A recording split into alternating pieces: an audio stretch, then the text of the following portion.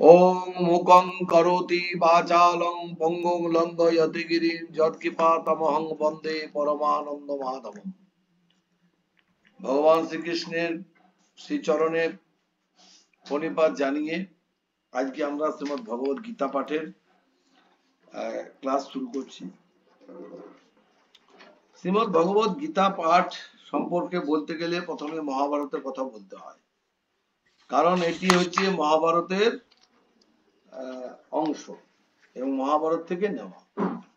সেজন্য এটা সংকল্পতে শ্রী মহাভারতে শতসাহস্রিকাং বৈয়াসিকাং ভীষ্ম পর্বণি অর্থাৎ ভীষ্ম পর্ব থেকে নেওয়া।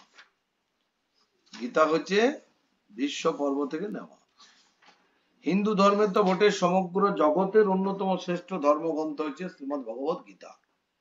সেই জন্য দেখবেন যে গীতাকে এত মান্যতা দেওয়া হয়েছে। ভারতবর্ষের যে আইন দেশের যে সেখানে গীতাকে মান্যতা দেওয়া হয়েছে এবং সেখানে গীতা ছুঁয়ে শপথ নেওয়া হয়। তো সেই ক্ষেত্রে আমরা একটা কথাই এখান থেকে প্রমাণ পাই যে গীতা হচ্ছে সমস্ত ধর্মগ্রন্থের একটা অন্যতম বিষয়বস্তু, অন্যতম ধর্মগ্রন্থ, শ্রেষ্ঠ ধর্মগ্রন্থ বলতে গেলে। এই গীতা হচ্ছে আমাদের সর্বজনীন ধর্মগ্রন্থ। এই গীতাকে সকলকেই মান্যতা দেওয়া উচিত। এইবারে এই যে মহাভারতের কোন অংশ থেকে এটা নেওয়া হয়েছে না, মহাভারতের এটা ভীষ্ম পর্ব থেকে নেওয়া হয়েছে, মনে রাখতে হবে। ভীষ্ম পর্ব। এই গীতার 18টি অধ্যায়, অষ্টাদশ অধ্যায়, আর শ্লোক সংখ্যা হচ্ছে 700। চণ্ডীতে আছে 700 মন্ত্র, আর এখানে হচ্ছে শ্লোক হচ্ছে 700। দুটো কিন্তু এক না, 700 শ্লোক। সেই জন্য এই গীতাকেও সপ্তশতী বলা হয়। ভগবান শঙ্করাচার্য হইতে আরম্ভ করিয়া অদ্যাবধি সমস্ত ভাষ্যকার, টিকাকার, ব্যাখ্যাকারগণ গীতার এই 700 শ্লোক সংখ্যা নির্বিবাদে গ্রহণ করিয়েছেন। কিন্তু মহাভারতের অন্তর্গত 4300 অধ্যায়ে ষটশতানি সংবিশানি শ্লোকানাং প্রাহুকে সব অর্জুন সপ্তপঞ্চাশৎ সপ্তষষ্টিং চ সঞ্জয় ধৃতরাষ্ট্র শ্লোকমেকং গীতায়া মানমুচ্যতে। তার মানে হচ্ছে গীতাতে কথিত আছে মোট শ্লোক 620, অর্জুন 57টি, সঞ্জয় 67টি, ধৃতরাষ্ট্র হচ্ছে 1টি, মোট হচ্ছে 745টি। কিন্তু বর্তমানে প্রচলিত যে গীতা, সেই গীতা আছে 700 শ্লোকের মধ্যে 575টি শ্লোক ভগবান শ্রীকৃষ্ণ কথিত, আর 84টি শ্লোক হচ্ছে অর্জুন কথিত, 40টি শ্লোক হচ্ছে সঞ্জয় কথিত এবং 1টি মাত্র শ্লোক হচ্ছে ধৃতরাষ্ট্র কথিত। শুরুতেই যেটা ধৃতরাষ্ট্র বলছে, ধর্মক্ষেত্রে কুরুক্ষেত্রে সমবেতা যুযুৎসব মামকা পাণ্ডবাশ্চৈব কিম কুর্বত সঞ্জয়। অর্থাৎ সঞ্জয়কে দায়িত্ব দিলেন ভগবান শ্রীকৃষ্ণ, যখন বললেন যে আমি তো কুরুক্ষেত্রে, আমি তো ধৃতরাষ্ট্র অন্ধ, অতএব আমি কুরুক্ষেত্রের বর্ণনা কি করে দেখতে পাবো, ধর্মযুদ্ধ আমি কি করে দর্শন করব। তখন ভগবান সঞ্জয়কে একটা দিব্য দৃষ্টি দিলেন, পাওয়ার। এখনকার দিনে যেমন আমরা বাড়িতে বসে এই যে অনলাইনে ক্লাস করছি, বা এই যে টেলিভিশন টিভি পরে এলো, তার অনেক আগেই আমরা দাপর যুগেই ভগবান ওই টিভি আবিষ্কারের মতো, দূরদর্শনের মতো, দূর থেকে দর্শন করা যায় বলে দূরদর্শন, সে সঞ্জয়কে সে পাওয়ারটা দিয়েছিলেন এবং সঞ্জয় বসে বসে সেই পাওয়ারটা ইউজ করেছিলেন এবং ভগবান ধৃতরাষ্ট্রকে সমস্ত বর্ণনা করে যাচ্ছিলেন। সেই জন্য প্রথমেই আছে ধৃতরাষ্ট্র বাচ, কি বলছেন, ধর্মক্ষেত্রে কুরুক্ষেত্রে সমবেতা যুযুৎসব মামকা পাণ্ডবাশ্চৈব কিম কুর্বত সঞ্জয়। অর্থাৎ ধর্মক্ষেত্রের কুরুক্ষেত্রে সমবেতা, সকলে যে সমবেত হয়েছে, মামকা পাণ্ডবাশ্চৈব, আমার পাণ্ডবরা কিম কুর্বত সঞ্জয়, আমার পাণ্ডব এবং কৌরব দল কি করছে, তারা এখন কি করছে সেটা বর্ণনা। এই প্রশ্নটা করে ছেড়ে দিয়েছি। এটা বাকি গোটাটা সঞ্জয় একের পর এক বর্ণনা করে যাচ্ছে। হ্যাঁ, তো এইখানে যেটা শ্লোক সংখ্যা বলে দিই, প্রথম অধ্যায়ের নাম হচ্ছে অর্জুন বিষাদ যোগ। আমি এটা ছবি তুলে পাঠিয়ে দেবো, যদি কেউ খাতা কলম থাকে লিখে নিতে পারো, কিংবা ছবি তুলে গ্রুপে পাঠিয়ে দেবো। প্রথমে হচ্ছে অর্জুন বিষাদ যোগ। এই যোগের শ্লোক সংখ্যা হচ্ছে 46। তারপরে হচ্ছে দ্বিতীয় সংখ্যা হচ্ছে সাংখ্য যোগ, দ্বিতীয় অধ্যায়। সাংখ্য যোগ হচ্ছে 72টি শ্লোক। তৃতীয় অধ্যায় হচ্ছে কর্মযোগ, যার শ্লোক সংখ্যা হচ্ছে 43। চতুর্থ অধ্যায় হচ্ছে জ্ঞান যোগ, শ্লোক সংখ্যা হচ্ছে 42। পঞ্চম অধ্যায় হচ্ছে সন্ন্যাস যোগ, শ্লোক সংখ্যা 29। ষষ্ঠ অধ্যায় ধ্যান যোগ বা অভ্যাস যোগ, শ্লোক সংখ্যা 47। আর সপ্তম অধ্যায় হচ্ছে জ্ঞান বিজ্ঞান যোগ, শ্লোক সংখ্যা 30। অষ্টম অধ্যায় অক্ষর ব্রহ্মযোগ, শ্লোক সংখ্যা 28। নবম অধ্যায় রাজবিদ্যা রাজগুহ্য যোগ, শ্লোক সংখ্যা 34। দশম অধ্যায় বিভূতি যোগ, শ্লোক সংখ্যা 42। একাদশ অধ্যায় বিশ্বরূপ দর্শন যোগ, শ্লোক সংখ্যা 55। দ্বাদশ অধ্যায় ভক্তি যোগ, শ্লোক সংখ্যা 20। ত্রয়োদশ অধ্যায় ক্ষেত্রজ্ঞ বিভাগ যোগ, শ্লোক সংখ্যা 35। চতুর্দশ অধ্যায় গুণত্রয় বিভাগ যোগ, শ্লোক সংখ্যা 27। পঞ্চদশ অধ্যায় হচ্ছে পুরুষোত্তম যোগ, শ্লোক সংখ্যা 20। ষোড়শ অধ্যায় হচ্ছে দৈবাসুর সম্পদ বিভাগ যোগ, শ্লোক সংখ্যা 24। সপ্তদশ অধ্যায় হচ্ছে তদ্ধাত্রয় বিভাগ যোগ, শ্লোক সংখ্যা 28। আর অষ্টাদশ অধ্যায় হচ্ছে মোক্ষ যোগ, শ্লোক সংখ্যা 78। মোট হচ্ছে 700 শ্লোক। এইবার এই যে গীতাকে অনেকে পঞ্চম বেদ বলে, কেন না? গীতাটা অ্যাকচুয়ালি গীতা পঞ্চম বেদ নয়, অ্যাকচুয়ালি মহাভারত হচ্ছে পঞ্চম বেদ। যা নেই ভারতে তা আছে মহাভারতে। অর্থাৎ এই মহাভারতের মধ্যে এমন জিনিস আছে লুকিয়ে, যা একটা বিরাট শিক্ষার জিনিস। ভগবান ওই জড় জগৎকে শিক্ষা দেওয়ার জন্য যে লীলা করে গেছেন, সেই লীলা তিনি মহাভারতের মধ্যে সেইটা লিপিবদ্ধ আছে। তার মধ্যে থেকে এই যে বিশ্ব পর্বত থেকে নেওয়া হয়েছে এই আমাদের যেটিকে বলা হয় গীতা। আর বিরাট পর্ব থেকে বিরাটটা নেওয়া হয়েছে। এই গীতার যে মূল বিষয়বস্তু, সেগুলো হচ্ছে আমরা আজকে বর্ণনা করব। তাহলে প্রথম হচ্ছে যে আমরা আজকে গীতার এটা শুনলাম যে গীতার শ্লোক সংখ্যা মোট কটি এবং কোন অধ্যায়ে কটি শ্লোক। এরপর গীতার অবতারবাদ। গীতাতে সর্বপ্রথম অবতার তত্ত্ব সুস্পষ্ট রূপে উল্লিখিত হইয়াছে। তৎপূর্বে বেদ, উপনিষদ, তন্ত্র, আগম, নিগম কোথাও, অর্থাৎ গীতা বলিবার পূর্ব পর্যন্ত আর কেহ অবতারবাদ সম্বন্ধে পরিষ্কারভাবে কিছু বলেন না। মানে যা কিছু হয়েছে গীতার পরে হয়েছে। প্রথমে গীতা হয়েছে, তারপরে এই যে আমরা বেদ, উপনিষদ, তন্ত্র, আগম, নিগম ইত্যাদি যেগুলো পাচ্ছি, সেগুলো হচ্ছে এর পরে হচ্ছে। শ্রী ভগবান কৃপা করিয়া নিজেই এই অপূর্ব তত্ত্ব বলিয়াছেন। গীতার চতুর্থ অধ্যায়ে 6 নম্বর হইতে 8 নম্বর শ্লোকে শ্রী ভগবান নিজে মুখে বলেছেন, অজোপি সন্ব্যায়ত্মা ভূতানাম ঈশ্বরূপী সন প্রকৃতিং সমধিষ্ঠায় সম্ভবাত্মমায়য়া যদা যদা হি ধর্মস্য গ্লানির্ভবতি ভারত অভ্যুত্থানমধর্মস্য তদাত্মানম সৃজাম্যহম পরিত্রাণায় সাধুনাম বিনাশায় চ দুষ্কৃতাম ধর্ম সংস্থাপনার্থায় সম্ভবামি যুগে যুগে। এটা তিনি চতুর্থ অধ্যায়ের 4 নম্বর, এই 6 থেকে 8 নম্বর শ্লোক পর্যন্ত এতে বলেছে। তার মানে এখানে মানেটা কি বলছে? আমি অজ, অর্থাৎ জন্মরহিত, যার জন্ম হয় না, যিনি জন্মরহিত, যার সৃষ্টি হয়, সেই জন্মরহিতকে বলা হয় অজ। অভয়াত্মা এবং সর্বভূতের ঈশ্বর হইয়াও স্বীয় প্রকৃতিতে আশ্রয় করিয়া আত্মমায়া বা যোগমায়া দ্বারা আবির্ভূত হই। যখনই যখনই ধর্মের গ্লানি ও অধর্মের উদ্ভব হয়, তখনই আমি নিজেকে সৃষ্টি করি, সাধুগণের পরিত্রাণ, দুষ্ট দুর্বৃত্তদের বিনাশ এবং ধর্ম সংস্থাপনের জন্য আমি যুগে যুগে নরদেহ ধারণ পূর্বক এই ধরাধামে অবতীর্ণ হই।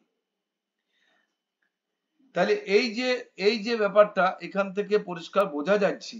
এবং গীতার মধ্যে এমন জিনিস নেই যে দেওয়া নেই। এই যে কর্মযোগ, এই যে বিভূতি যোগ, এই যে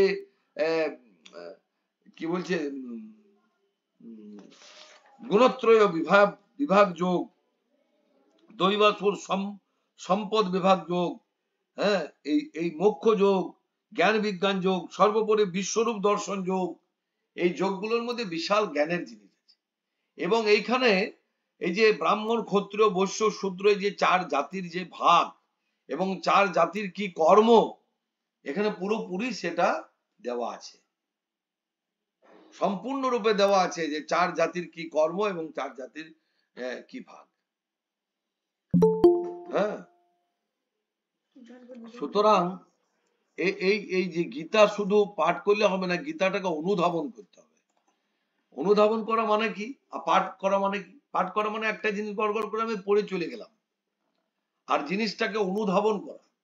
যদি কোনো ব্যক্তি ভালো করে গীতাটাকে অধ্যয়ন করে ঠিক মতো অনুধাবন করে, তাহলে এর মধ্যে এমন শিক্ষণীয় জিনিস আছে যার মধ্যে মানুষের একটা এমন অবচেতন মনের এমন চেতনা জাগবে এবং এমন তার একটা ভেতরে একটা মানে দৈব শক্তি বিরাজ করবে যে যে কোনো জিনিসে সে নিজেকে ওখানে নিয়োগ করতে পারবে এবং সর্বোপরি সব জিনিসের উপরে সেটা সংজ্ঞা মানে নিয়োগ করতে পারবে, সব জায়গাতেই প্রয়োগ করতে পারবে, এমন একটা গীতার মধ্যে শ্লোকগুলো দেওয়া আছে। সুতরাং গীতাটাকে আমি যে পাঠ করব বা শেখাবো, আপনাদের যারই অসুবিধা হবে আপনি অবশ্যই আপনারা এবং যেমন চণ্ডী পাঠের সময়টা কম পেয়েছিলাম, গীতা পাঠে আমরা এবার সময় পেয়েছি।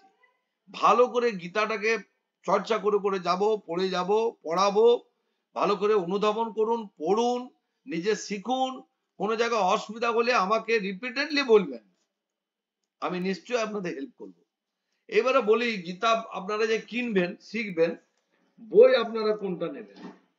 গীতা অ্যাকচুয়ালি শিখতে গেলে যে বই দরকার সেগুলো হচ্ছে এই যে এটা হচ্ছে রামকৃষ্ণ মিশন মঠের বই, যেটা আমি আগে চণ্ডীটা কিনেছিলাম, সেই রকমই গীতা আছে, স্বামী জগদীশ্বরানন্দ। স্বামী জগদীশ্বরানন্দের এই বইটা নেবেন। এইটার মধ্যে কিন্তু এই উচ্চারণগুলো সব দেওয়া আছে, সুতরাং পড়তে সুবিধা হবে অনেক। ঠিক আছে, সমস্ত উচ্চারণ দেওয়া আছে। আর এই রকমই আর একটা স্বামী জগদীশ্বরানন্দের বই পাওয়া যাবে, সেটা কিন্তু উচ্চারণ দেয় না, এটা পাঠের জন্য, এই উদ্বোধনেরই বই, স্বামী জগদীশ্বরানন্দের উদ্বোধনেরই বই। এই যে এটা শুধু পাঠের জন্য, যারা অভ্যাস করে নেবে তাদের জন্য এই বইটা, এটা শুধু পাঠ করার জন্য, এরকম বড় বড় অক্ষরে থাকবে, পড়বার জন্য, সুবিধার জন্য। আর এছাড়াও অক্ষর লাইব্রেরির একটা বই আছে এইরকম গীতা, এর মধ্যেও কিন্তু মানে ডিটেলসে দেওয়া আছে, এর মধ্যে এই উচ্চারণগুলো দেওয়া আছে এটাতে। সুতরাং আপনাদের যেটা মনে হবে সেটা থেকে পড়বেন। আপনাদের যদি মনে হয় যে এই বইটাই কিনবো, এটা কিনতে পারেন, এটা খুব ভালো বই। এখন কত দাম করেছি জানি না, তখন 90 টাকা। আমার কাছে একটা হচ্ছে, এর থেকে আমার কাছে আরেকটা ইয়ে ছিল, কাউকে দিয়ে ফেলেছি হয়তো, আরো কম দামে আমি কিনেছিলাম 45 টাকা না 40 টাকা, এখন বোধহয় আরো দাম বেশি হবে। এটা আমি লাস্ট, এটা পেয়েছি আমি লাস্ট রয়েছে 2018, এখন 2025, মানে হচ্ছে প্রায় 7 বছর আগের বই, অতএব দাম তো ডবল হবেই। আশা করছি 180 টাকা এরকম কিছু দাম হবে। যাই হোক, যেটাই দাম হবে এই বইটা আপনারা কিনবেন, কিনে আপনারা বাড়িতে শুধু রেখে দিলে হবে না, পেন্সিল ব্যবহার করবেন। পেন্সিল ব্যবহার করে পেন্সিলে আপনারা তলায় দাগ দেবেন যেখানটা আপনারা বুঝতে পারবেন না। আজকে আমি যেটা আপনাদেরকে জিস্টটা বুঝালাম, যে গীতার মধ্যে কি কি মোটামুটি জিনিস আছে। এইবারে গীতার আবার একটা মহাযজ্ঞ করা যায়, যেটা অনেক জায়গাতে হয়, আমিও করেছি দু এক জায়গায়, গীতা মহাযজ্ঞ।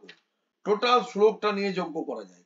এটা নিয়ে আমরা শেষে বোঝাবো, শেষে একদম শেষ বেলাতে। হ্যাঁ, গীতার আসল প্রথমে পড়ানো হয়ে যায়, তারপরে গীতার যজ্ঞর যে সংকল্প হবে এবং গীতা যজ্ঞটা যে করাবো সেটা নিয়ে পরিষ্কার ভাবে বোঝাবো পরে। তা আজকে আমি একটু টাচ দিয়ে দিই গীতা ইয়ে করে প্রথমেই যে এইটা দেখি, প্রথমেই আমরা প্রথম অধ্যায় বের করুন আপনারা। সংকল্প এগুলো পরে যাব, এখন সংকল্পতে ইয়েতে যাব না, ঠিক আছে? গীতা পাঠের বিধি সম্পর্কে আপনাদের আগেও বলেছি, এখনো বলছি, চণ্ডী পাঠের মতো গীতা পাঠেরও বিধি আছে, শুদ্ধাচারে বসতে হবে, ঠিক আছে? এবং গীতা পাঠ করতে গেলে আমিষ গ্রহণ না করাই ভালো, নিরামিষ ভাবে শুদ্ধ ভাবে স্থির চিত্রে আসনে বসে গন্ধ পুষ্পাদি দ্বারা গীতা শাস্ত্রের পূজা, তার আগে আচমন, বিষ্ণু চরণ, জলশুদ্ধি, পুষ্পশুদ্ধি ইত্যাদি।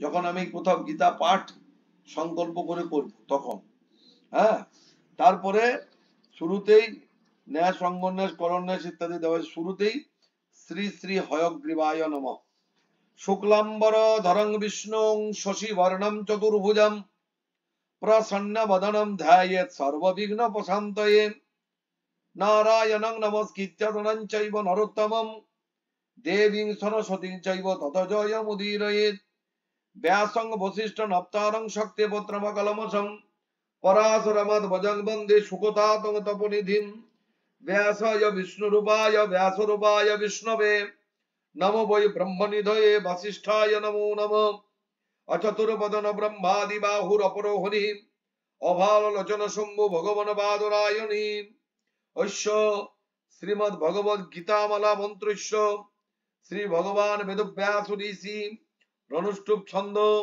শ্রীকৃষ্ণ পরমাত্মা দেবতা অসচ্যানন্ম সোজস্তং প্রজ্ঞাবদং চ ভাসতে ইতি বীজম সর্বধর্মান পরিত্যাজ্য মামেকম শরণম ভজ ইতি শক্তি অহং ত্বাং সর্বপাপেভ্যো মোক্ষয়িষ্যামি মা শুচ ইতি কিলকম নৈনং ছিন্দন্তি স্বস্ত্রাণি নৈনং দহতি পাবক অঙ্গুষ্টাভ্যাং নমো ন চৈনং ক্লেদয়ন্তাপ ন শোষয়তি মারত তর্জনেভ্যাং স্বাহা।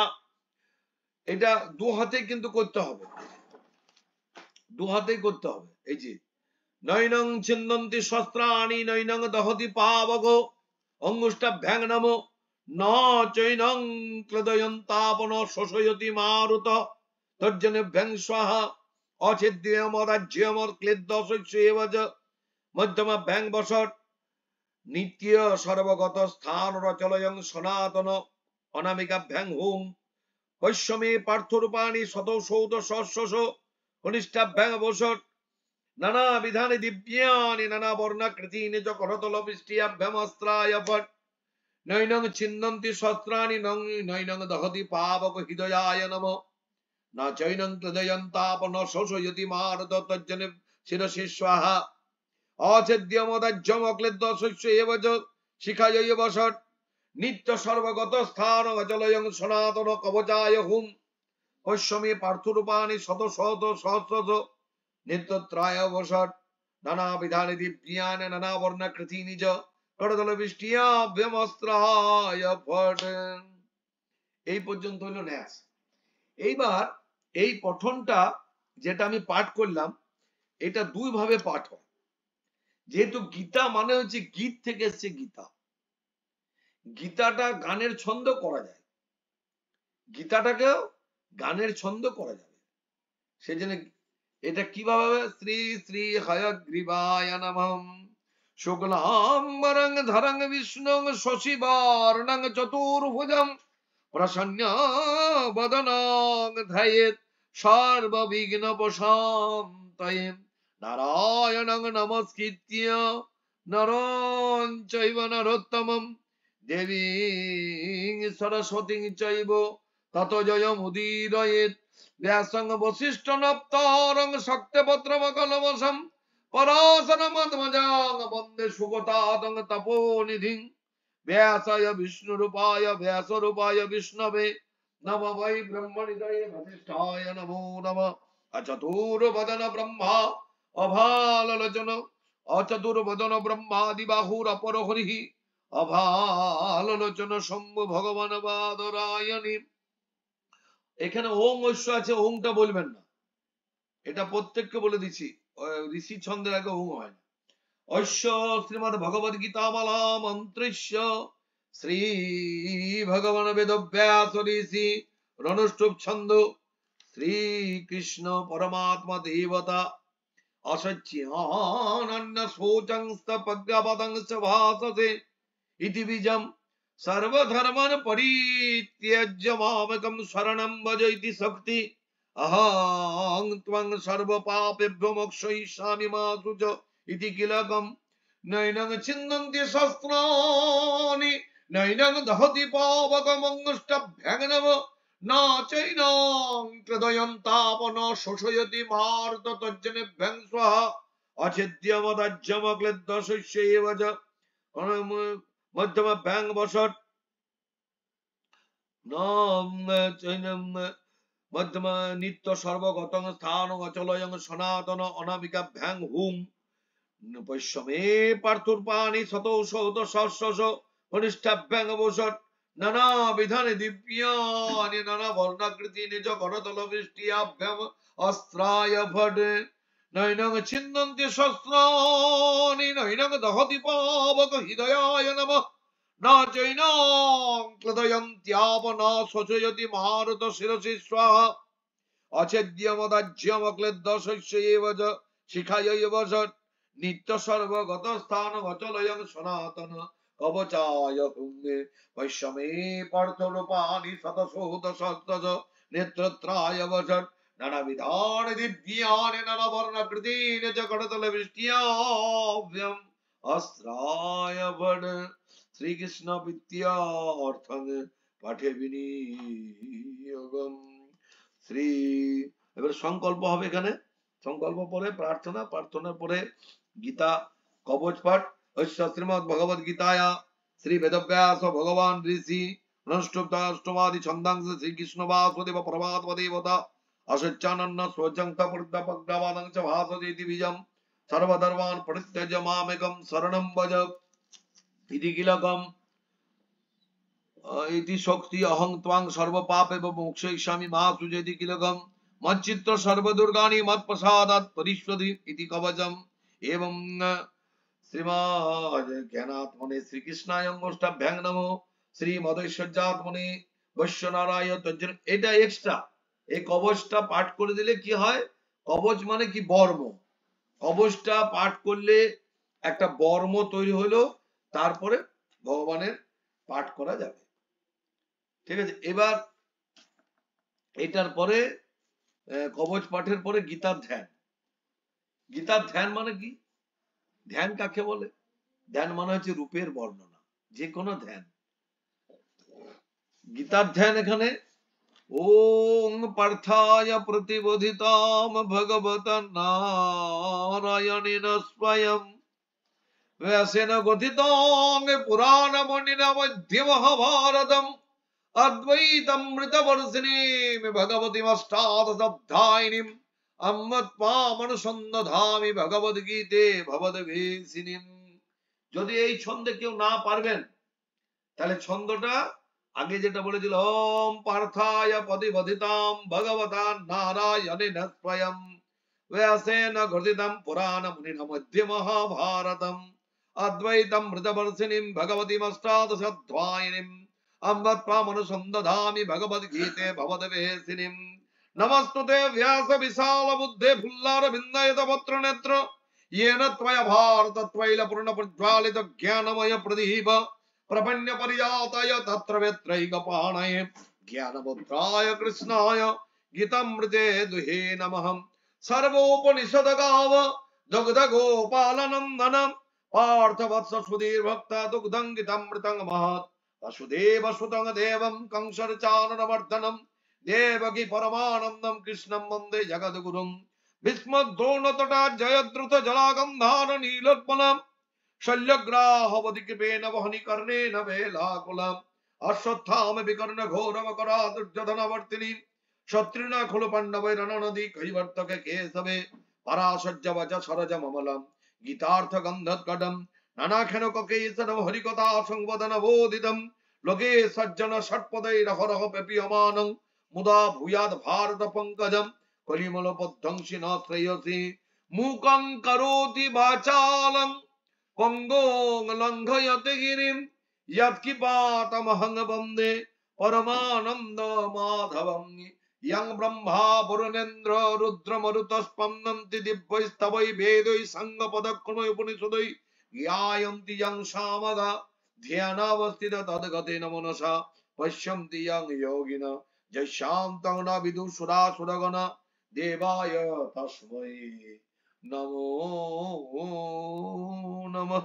इति श्रीमद् भगवद गीता মঙ্গল ধ্যানম সম্পূর্ণম। এটার নাম হচ্ছে মঙ্গল ধ্যান। এবার আস্তে আস্তে আমি আবার সবাইকে বুঝিয়ে বুঝিয়ে পড়ে দিচ্ছি, একদম ধীরে ধীরে। এই ধ্যানটা শুরু। ওম পার্থায় প্রতিবোধিতাম ভগবতা নারায়ণেন স্বয়ং ব্যাসেন কথিতাং পুরাণ মুনিনা মধ্যে মহাভারতম অদ্বৈতম মৃতবর্ষিণীম ভগবতীম অষ্টাদশাধ্যায়িনীম अम्बत्वामनुसन्दधामि भगवद्गीते भवद्वेषिणीं नमस्तुते व्यासविशालबुद्धे फुल्लारविन्दायतपत्रनेत्र येन त्वया भारतत्रैलपूर्णप्रज्वालितज्ञानमयप्रदीप प्रपन्नपरिजाताय तत्र भेत्रैकपाणये ज्ञानमुद्राय कृष्णाय गीतामृतदुहे नमः। सर्वोपनिषदगावदुग्धगोपालनन्दन पार्थवत्स सुधी भुक्ता दुग्धं कृतमृतं महत् वसुदेव सुतं देवं कंसचानुरमर्दनं देवकी परमानन्दं कृष्णं वन्दे जगद्गुरुं भीष्मद्रोणतटा जयद्रथज्जला गन्धारनीलोत्पला शल्यग्राहवती कृपेण वहनी कर्णेन वीलाकुला अश्वत्थाम विकर्ण घोरमकरा दुर्योधनवर्तिनी सत्तीर्णा खलु पांडवै रणनदी कैवर्तके केशवे पराशज्जवच सरजममलं गीतार्थ गन्धोत्कटं नानाखेन ककेशरं हरिकथा संबोधनबोधितं लोके सच्चन षट्पद रहरह पेपीयमानं मुदा भूयाद भारत पंकजं कलिमल पध्वंसी न श्रेयसे मूकं करोति वाचालं पंगुं लंघयते गिरिं यत्किपातमहं वन्दे परमानन्दमाधवं यं ब्रह्मा वरुणेन्द्र रुद्र मरुतस्पन्दन्ति दिव्यैस्तवै वेदै संगम सांगपदक्रमोपनिषदै गायन्ति यं सामगा ध्यानावस्थित तद्गतेन मनसा पश्यन्ति यं योगिन यस्यान्तं न विदुषुरासुरगणा देवाय तस्मै नमः। इति श्रीमद् भगवद गीता मंगल ध्यानम সম্পূর্ণম। এটা পড়ে দিলাম। এবারে যে যেভাবে পড়তে পারবে, তবে ওই গানের ছন্দে সবাই যেতে পারবেন না, এটা আমি একদম শিওর। গানের ছন্দে যাওয়ার চেষ্টা করেন না, সবাই এই যেরকম ভাবে পড়ছি সেইটাই চেষ্টা করুন, যতটা এবার হাই কোয়ালিটিতে নিয়ে যাওয়া যায়। ঠিক আছে? কেন এটা আপ ডাউনের ব্যাপারে, চণ্ডীর থেকেও এটা অনেক সহজ, কারণ চণ্ডীতে অনেকটা হায়ার তুলতে হয়। আর এটাতে মুকং করোতি বাচালং পঙ্গুং লঙ্ঘয়তে গিরিম যৎকৃপাতমহং বন্দে পরমানন্দ মাধবম। এইবার এইখানের যেটা আছে এটা কিন্তু খুব স্পিডে বলতে হবে। ইয়ং ব্রহ্মা মরুণেন্দ্র রুদ্র স্মরত यं ब्रह्मा वरुणेन्द्र रुद्र मरुत स्पन्दन्ति दिवै स्तवै वेदै संगम पदक्रमय उपनिषदै गायन्ति यं सामगा ध्यानावस्थितन तद्गतेन मनसा यस्यन्ति यं योगिन यस्यान्तं न विदुषुरासुरगणा देवाय। এই যে এখানে কেটে দিলাম আমাদের সুরাসুরগণা, কেন এখানে শেষ করছি দেবায় তস্मै নমঃ। ইতি শ্রীমদ্ ভগবদ গীতা मंगल ध्यानम संपूर्ण्यम। ओम नमः श्रीमद् ओम नमः भगवते वासुदेवाय। এটা ঢুকবে। এইবারে আছে প্রথম থেকে গীতা প্রশস্তি আছে, এখানে গীতা প্রশস্তি পর্যন্ত পড়ে দিয়ে আছে, তারপর অধ্যায়টা এর পরের দিন থেকে শুরু করব। গীতা সুগীতা কর্তব্যা কি মন্য শাস্ত্র বিস্তরে, এখানেই সব দেওয়া আছে। যে গীতা শাস্ত্র সাক্ষাৎ ভগবান বলছে শ্রীকৃষ্ণের মুখপদ্ম হইতে নিশ্চিতা গীতা সুগীতা কর্তব্যা কি মন্য শাস্ত্র বিস্তরে ইয়া স্বয়ং পদ্মনামস্য মুখপদ্ম বিনিশ্চিতা সর্বশাস্ত্রময়ী গীতা, সর্বদেবময় হরি, সর্বতীর্থময়ী গঙ্গা, সর্বদেবময় মনু। গীতা গঙ্গা চ গায়ত্রী গোবিন্দেতি হৃদি স্থিতে, চতুর্গকার সংযুক্তে পুনর্জন্ম নবিদ্যতে। আর এখানে কি বললো? গীতা গঙ্গা গায়ত্রী। তার মানে পকেটে গঙ্গা জল রাখবেন, ছোট পকেট গীতা রাখবেন, আর গায়ত্রী আপনার সঙ্গে যজ্ঞসূত্র আছে, গায়ত্রী আপনি পারেন, আর গোবিন্দকে হৃদয়ে রাখবেন। এই চতুর্গকার সংযুক্তে পুনর্জন্ম ন বিদ্যতে। যদি 4টি গকার সংযুক্ত হয় তাহলে পুনর্জন্ম আর হয় না তার। সেই জন্য একদম গীতার মানে এটা। গীতা ধিতা জেনাপি ভক্তি ভাবেন চেতসা, বেদ শাস্ত্র পুরাণানি তেনাধিতানি সর্বস। গীতা ধিতা চ, ধিতা মানে কি? ধ্যান করা। ভক্তিপূর্ণ চিত্তে যিনি গীতা পাঠ করেন তিনি বেদ পুরাণ প্রভৃতি সর্বশাস্ত্রের সারমর্ম অবগত হন। মানে অর্থাৎ কি বলছে, যে গীতার মধ্যে যেটা প্রথমেই বলছিলাম, এমন সারমর্ম আছে, এমন সারবস্তু লুকিয়ে আছে যেটা বেদ পুরাণ থেকেও শ্রেষ্ঠ। সুতরাং এই গীতাকে সেইভাবে সবাইকে মন দিয়ে, মনোযোগ দিয়ে পড়তে হবে, শিখতে হবে। যদি কোথাও কোথাও মনে হয় যে আমাকে 2বার 3বার একটা অধ্যায়কে পড়াতে হবে, আমি পড়াবার জন্য রাজি আছি। কারণ শিক্ষাটা হচ্ছে প্রথম জিনিস।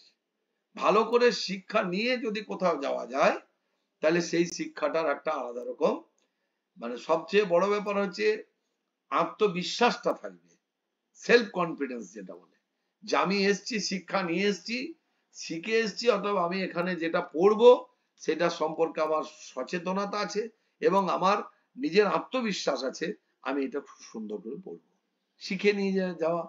অতএব সেই জিনিসটার উপর জোর দিতে হবে। ঠিক আছে? কারো কিছু বক্তব্য? কারো কিছু বক্তব্য?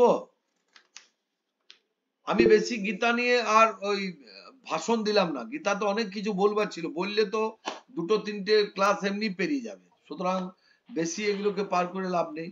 হ্যাঁ, সুতরাং হ্যাঁ, সঞ্জয় বলো, বলো তুমি কি বলবো বলো। সঞ্জয় দাঁড়াও, রেকর্ডিংটা অফ করে দিই, দাঁড়াও।